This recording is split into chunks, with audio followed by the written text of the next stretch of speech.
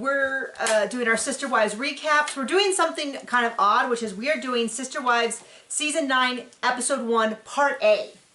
Because it was a longer episode, and it's actually, I don't know why they didn't just make it part, I don't know why it's one part, because the first half is an episode. The second half seems to be Tell-All Part 2, and so we're just cutting it in half. So today we're doing Part A, next week we'll do Part B. This part is called Losing Mary, the first part. A Secret Marriage, where they continue to tell us this is just a paperwork shuffle, but everybody keeps crying and talking about how difficult it is. So, continuing our point of view, we do not know, we know when Mary claims the catfishing started, which would be several months after this. We don't know if it's the truth, and somebody pointed out, we don't know if she actually had several online. Yeah. I mean, maybe the catfish wasn't her first foray into a little online dabbling. But anyway, whether it has already started or whether it is to start, we know that this event, I think, had to have a big impact on her because she seems desperately lonely and dearly confused as to what's happening because she keeps going to Robin for approval, which we know why that happened, but it's also, I'm a little bit like, now's your chance to like, and she's going to Robin, and it's so weird because Janelle and Christine are like not in the episode, essentially. Basically, yeah. And so the whole thing's weird. So let's just hop right in. They're at the, we actually see the same thing we saw last time. Yes. We saw probably 5 minutes of her signing the paperwork. Again. Robin being the witness. The nice thing, this getting comforted by the notary. Do you want to know how low the bar is for Cody? When they left the law office, it was just Cody and Mary, and he held her hand, I was like, oh, that's so nice that he did that. Because the bar is so low for how he treats Mary, that the fact that he held her hand and then went to a meal with her, to me, was like, wow, for Mary, that is an extreme amount of affection. And I'm like, wow, that is sad. Right? I was like, wow, he actually, I assumed he would leave the three of them and then be like, see ya, Mary, and like get in a, you know, get in his convertible. Keep up pretenses this early in the show. I don't know. I don't know. Make sure to exclude her later when he marries Robin again. It's so hard for me to pin down whether that is like where his feelings for Mary were at this point. I mean, this is what I'm starting to say. These are all just our best guesses because they're all liars. I'm going to start saying, because I think it would bother Cody the most of every interpretation, is that he still had great affection for Mary. Not as much as he did for Robin, just to be clear. And I'm not saying he treated her well. I'm just saying I think he did have genuine affection for her, but he genuinely was incapable of being in a marriage bed with 4 women at his age. Yeah. And I think that's part of the reason he had to save his energy for the wives that he had more affection for. Because I think he would bother him. I think that he would absolutely, I think he would like flip the table. He'd get up and he'd be like, I can't service as many women as you. I can do it all day. I think he would lose his mind if anyone applied possibly something like he just couldn't get it up. He just couldn't do it for 4 women. That schedule was too much. And so he sent one out to pasture. I'm just saying, I think of all of the interpretations, and it's funny, I don't hear many people discussing the fact that it's really unrealistic that Cody specifically, not just a man at his age, Cody specifically couldn't maintain that level of attention to that many virility. Women. And that it doesn't surprise me the least bit, and I think that's part of what happened with Christine, too. He was unhappy with her. He was already stretched a little thin to begin with. And he was like, let's just transition her out of the cycle as well. Because they were still active, just once every 4, 5, 6 months. So a sexless marriage. Yeah. According to the we Googled it when they were discussing that. Because I didn't know, I thought a sexless marriage was literally no sex. But apparently it is less than 10 times a year. Yes. Which, I don't know. I thought that was a lot of sex to be sexless. You did not. John was like, yep, that sounds sexless to me.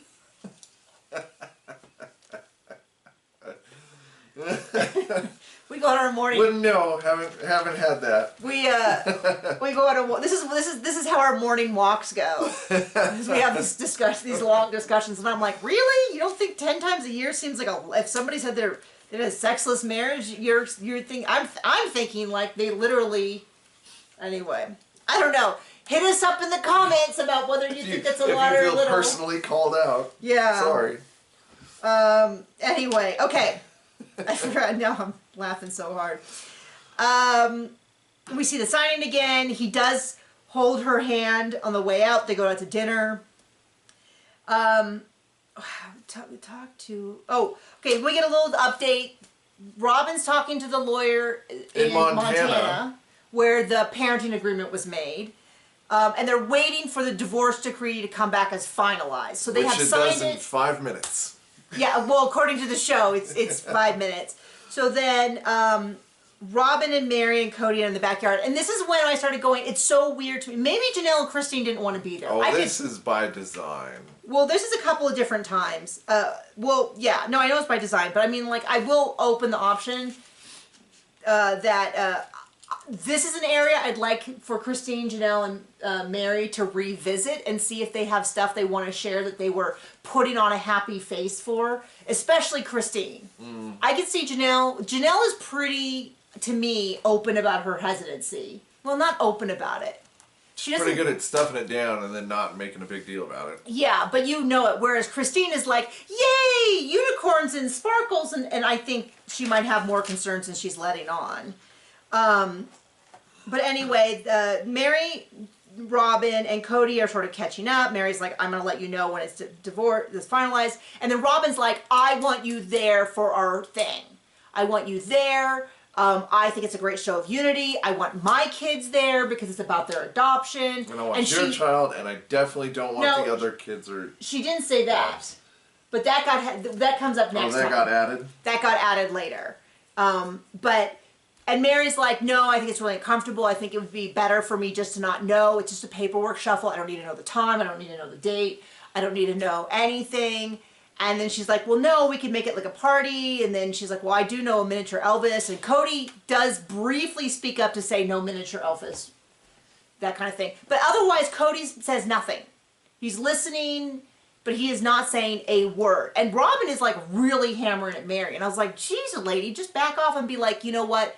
Whatever you do, I support you, which is something that Robin almost literally never says. She said it one time. She does fake cry at least 3 times in this half episode. She doesn't say it when Mary wants to go back to college. I mean, what happens is eventually after she fights and fights and fights and fights and fights, she'll eventually say, well, whatever's best for Mary, but she doesn't mean it. You can't, and then I don't think she said it to her, I think she says it in an interview.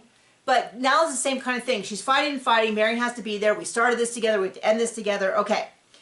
Fast forward again. Mary has an email. She opens it up. She's like, it's the divorce decree. It is decreed and forever. They go into a long explanation about how, what I do think is significant, and I had thoughts about, but I can't remember what my thoughts were. We'll see if they come back. About how they believe in their religion, that marriages are forever. I don't know if I have an opinion on it. But not anymore. That their marriages, that was something, marriages are forever. What it made me think of is I wonder if we'll ever see, so we know why Christine didn't ask for a spiritual divorce, because she no longer believes in the religion. So it's very much like, I also haven't cleared my debts in Candyland. Like, if I don't think Candyland is I'm not paying Monopoly. Right, like if I don't believe that those structures have meaning in the real world, I don't worry about them when I like fold it up and put it away. And that's how Christine feels now about those religious beliefs. But as far as I know, Janelle does not feel that way. She does still believe in the church. Maybe we'll find out this season. Yeah, so I'm kind of hoping this season to find out if either Mary or Janelle will get a spiritual divorce. And if they're not going to, what does that mean about their belief about their religion? But they go into a long explanation about how even though they believe, and this is true, we all heard the stories about people who get divorced for medical debt reasons. they consider themselves still married. They're still together romantically, but they do it for legal reasons to protect the other from, if you're from another country, that has to be the most insane thing I've ever said. I've never known anyone who's done it, but it's the kind of, if you watch a lot of like medical shows, that comes up, I don't know, consistently enough that it's like a trope of the genre, is that people are, on their deathbed are getting divorced so that the medical debt doesn't go to the remaining partner, or before surgery or something like that. So anyway, so Mary gets it back. In the middle of this, before the divorce decree comes back, I forgot this part, Janelle decides she's going to go over and talk to Mary. And it's the oddest, strangest interaction. I mean, it's not in the sense that we know that Mary and Janelle don't get along. But I was still surprised rewatching it. Were you like, nah, this is exactly what I expected? Okay, so Janelle comes to Mary's house, and she starts explaining. Well, Robin first comes in with an interview to explain that not all sister wives get along. Good thing we have her. Yeah, thank goodness. The person here who knows the most about polygamy and Mary and Janelle explain this. So Janelle just says, well, she speaks Cody, honey. Which Cody is like the worst communicator in the whole show, so I don't know how that's helpful. Oops. So Mary, basically Janelle says, you've accepted many olive branches and I have rejected those in the past, but if you would like to work on our relationship, we could meet with Nancy and we could do that. Mary explains that she's been 8 years with a therapist, and my interpretation was it sounds like Mary realizes that she's a bit aggressive and she sort of jumps on people. That was my impression based on what she said, but she's like, I realized that I could say things in a manner that could be hard to hear. And you're like, okay. So Janelle starts explaining, says, Mary shows like she's not nodding, she's not, like you do like the when you're talking to someone, to be like, yes, I'm still present. Her face just slowly kind of puckers up. Like she's eating sour candy. And it's really off-putting. And I kept waiting for something like okay, no, I understand what you're saying, or some level of response, encouragement for Janelle to keep talking. And I was like, well, I can see if this is how they interact between the two of them, I would also not want to. Now, Mary very much reminds me of someone in my own life that I do not have a good relationship. Not all the time, but in this specific discussion, there's times when Mary really doesn't. I have to be really careful because I have to be like, just because their behavior is similar doesn't mean that I can then extrapolate to Mary being the worst person on earth. Yeah, exactly. Oh, it's so typical. People like that always do this, and they make themselves the victim. It's like, okay, Nikki, this is not... Don't confuse her with Robin. Tone this back. But I found Mary very off-putting in this discussion. So they sit down, and, Mary is very much like, I'm not going to do this if you're not open and honest and real, and you don't say things like, it's okay when it's not. And I was like, there was like one part of me who was like objectively trying to hear that and be like, those particular requests are all honest. Like, that's a valid thing to say, that if you're going to try to go to therapy with someone, that they not just play act through it. But something about it really just was like, oh yeah, well, do you allow someone to not be okay? Or do you like hammer them when they express their opinion? Do you get all over them? I'm like, okay, stop. I need to talk to my therapist after this episode because I clearly have some stuff. So anyway, they kind of go back and forth, and Mary just basically says, I need a few days to think about it. That's fair. I don't know. I would love for other people to watch this and then tell me if they saw similar things or whether I am really like in need of my own therapy, which I do all the time because I recommend it to everybody else and I'm not going to be a hypocrite. So that's an okay answer. Anyway, the email arrives. Mary calls Robin over. Not Cody. Not Cody. This is what got me, because I was like, if she wants to have a better relationship with Cody. She knows who the boss is, and she knows whose butt she's got to kiss to get to where she wants to go. Whose approval really does win over Cody. But I was just like, girl, you call over Cody, and you have this moment where you say, hey, it's finalized. Anyway, so she calls over Robin, which Robin seems really quick to out Mary as having done the wrong thing. And I was like, you little weasel. you know? So then Cody comes over. They tell Cody. And then Mary has this moment where she says, you know, after giving it a lot of thought, and I'm like, oh, this is making me sick. Giving a lot of thought, I would like to be there. It would make me feel more united and part of the family. And after she gives all these reasons why it would be important for her to be there, Cody shuts her down.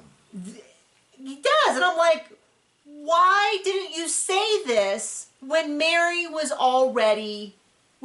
saying she was uncomfortable? That would have been the perfect time to back up Mary. It took him a while to understand the dynamics and how to make sure Mary doesn't have a hold on him, so like melt in the ring. Well, that was your impression, is that it was really specifically about the fact that Mary was now on board. Yeah. And that, I mean, you feel like if she had felt the opposite way, he might have gone that way? He might have already figured it out and set her off. Well, the reason that I think it might have been legitimate, his feelings, was because he mentioned Janelle and Christine. Now, Christine alone. Yeah. Christine alone, not because Christine deserves to be treated badly, but because Cody was treating her badly. But I do think there is a possibility he was really concerned about Janelle. Because I do think, I mean, he can go on about how him and Christine, he's never loved Christine or Mary. And you can find a lot of proof about their constant friction, the fact that he abandoned Mary sexually for all those years, the fact that him and Christina had problems every season. But him and Janelle, I mean, if there was one person there of the original family that he really valued, it was Janelle. And he should, just to be clear. Well, if you get married, you should value the other person. Yeah, wild idea. Or persons in this case. And I do have to say, when Janelle and Mary were talking, all I thought was, man, Janelle is stunning. Stunning in this scene. Can you objectively think of a woman and say that she is objectively pretty? John is of the kind, no one in the world. I got what I want. I'm good. No other woman in the world lives as a beauty other than me. I mean, it's a real trial for me. You're very elegant. Stop it. He is. I love you. Okay, I'm going to do a short story here, which is over the weekend I ran into someone that I've known for 24 years. And we used to kind of flirt, but we never ever dated. And I am married and have been for a bajillion years with a son. I'm sure you guys are aware. And he is in a long-term, not very committed relationship. That's a whole other issue. And we were in a large group, and he started telling me, you know, Nikki, I've always really respected you. You're like very elegant, and I cannot remember what else he said because I was so wildly uncomfortable because we were in front of a whole bunch of really cool people. And then he was like, yeah, no, you're just really elegant. And I was like, oh, thank you so much, blank. I really appreciate that. And then he did it again. And then he did it again. And finally, one of the other guys had to be like, I don't think she's so great. And then, of course, they all like piled on about how terrible I am. And I was so relieved because it was one of the most awkward evenings. And then later on that same evening, one of the wives also was very drunk, and she's like, you're so pretty, your hair is so pretty, which is much, much nicer. But I did think, it was in front of one of the same guys, and I thought, he's going to think I'm paying people behind his back to say nice things about me. So I don't know what was in the air. That was wild. So yeah, apparently now you're going to start calling me elegant. I'm not, I mean, of all the words I'd use for me, elegant is not a word I would use. I don't know, that makes me think of like cocktail dresses and always having your hair and makeup done. And I'm lucky if I manage to get mascara on and not smudge it, which I didn't manage to do today. Anyway, so Cody's now laid down the law. No one's going to be there. And I don't disagree with his point of view, which is if Robin is there and Mary is there and Mary's child is there and Robin's kids are all there, that's very much exactly how Robin wants it. That's exactly how Robin wants it. That she gets what she wants. But it is, I mean, it's not literally half the family, numbers wise, but it has broken between 2 wives' kids and 2 wives' kids. And he's like, I really think it lets. And I was like, well, finally someone remembered he had 2 other wives involved in all this. But it does seem like somehow he managed to do, I think, a good thing in the worst possible way, the most confusing way, the most difficult way. Certainly the most hurtful for Mary. Yeah, so now Mary has explicitly been uninvited. Yes. So, so it's like, Yep. you know what I mean? So she's really upset. Robin, to me, in my impression, is simmering with rage that she has not gotten her way. She's not used to that. So anyway, they do it. We get a cutaway of Janelle and Christine genuinely seeming not to care. I'm kind of surprised at Christine. That's why I would like to ask her now, how does she really feel about that? Because they're not great actors and actresses. So usually when Christine is saying what she wants to be true, like, I'm dealing with my jealousy, you get a sense of, but she hasn't actually yet. And intellectually I go, I don't think she's going to be able to. But it genuinely seemed like she didn't care. Same with Janelle. I was kind of surprised. So anyway, then we get a cutaway of Cody. Cody's out about. He meets up in some random parking lot with Robin. She's out shopping. Of course. Of course she's out shopping. Spending that money that she ain't making. Sometimes the truth comes out in the smallest little ways.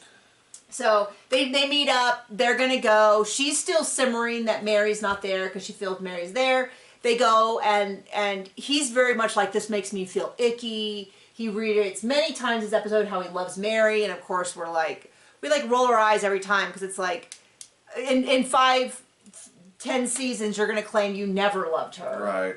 And it's just like, so, we're supposed to believe that every time he says that, that it was 100% a lie. I'm of the opinion that loving is not like an off-on switch where you either are or you aren't. I believe that he has just slowly been falling out of her, and he's certainly been getting rid of the actions that follow up the feelings for years and years and years. Yeah. But to say that he never loved her, I think is an ego-saving move. But anyway, they go. They can't film inside, of course not. They get married. They're like, we're not going to tell the family for a little while. Now they have to go through the whole adoption process. Being married is going to be part of it. But the big thing, they've got to get the dad to terminate the rights. And I think the biggest thing of all, by far, is they've got to convince a judge that this is for the best of the family. Kids. That's for the best of the kids. Yes, for the kids, not the parents. And so that's really where it could come down to, like, yes, you're legally married. Yes, the dad has given up his rights. But you're this polygamous family with a bajillion kids. I don't believe that this is. I don't think it would be in the kids' best honor to terminate these rights. But we know how it goes. We know that it goes through. So anyway, thank you so much. Feel free to post below about how elegant you always have thought I was, because it doesn't make me at all uncomfortable and bizarre. So thank you. Bye.